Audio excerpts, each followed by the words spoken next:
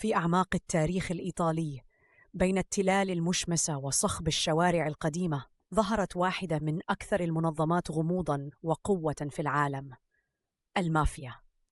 قصة المافيا ليست مجرد حكاية عصابات وعنف، إنها قصة صراع اجتماعي، اقتصادي وسياسي ترك أثره العميق على المجتمع. لكن كيف بدأت المافيا؟ وما الظروف التي ولدت هذه المنظمة التي أصبحت رمزاً للنفوذ تحت ستار الجريمة؟ نأخذ خطوة إلى الوراء، إلى جزيرة صقلية في القرن التاسع عشر. في ذلك الوقت كانت الجزيرة تحت حكم خارجي، وتحديداً حكم البوربون الإسباني ثم الحكم الإيطالي. السكان المحليون عاشوا في ظل أنظمة حكومية غير مستقرة، قاسية، وعاجزة عن توفير الحماية أو العدالة. وسط هذا الفراغ في السلطة ظهر مفهوم العائلة، ليس فقط بمعناها البيولوجي، لكن كشبكة من الأشخاص الذين يحمون بعضهم البعض ويدافعون عن مصالحهم المشتركة خارج إطار القانون. المافيا في بدايتها لم تكن بالضرورة منظمة إجرامية كما نعرفها اليوم، بل كانت أشبه بجماعات تعمل على إدارة الأراضي الزراعية وحمايتها، حيث كان الكابو أو القائد المحلي يشرف على العمال ويحمي الأراضي لصالح ملاكها. ومع مرور الوقت بدأ هؤلاء القادة باستخدام القوة لتوسيع تأثيرهم، فوجدوا طرقاً للضغط على الحكومة والسلطات المحلية، مما شكل نواة النفوذ السياسي للجماعة.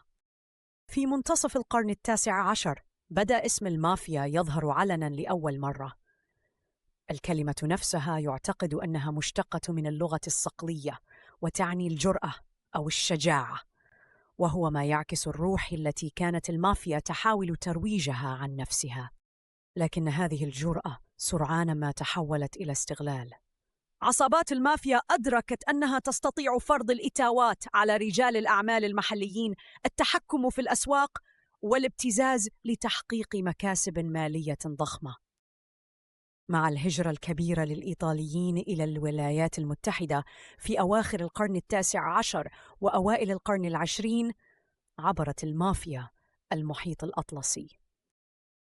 في شوارع نيويورك، شيكاغو، ومدن أخرى، بدأت العائلات المافياوية في بناء إمبراطوريات إجرامية تعتمد على الابتزاز، التهريب، والاتجار بالممنوعات، خاصة خلال فترة الحظر في العشرينيات.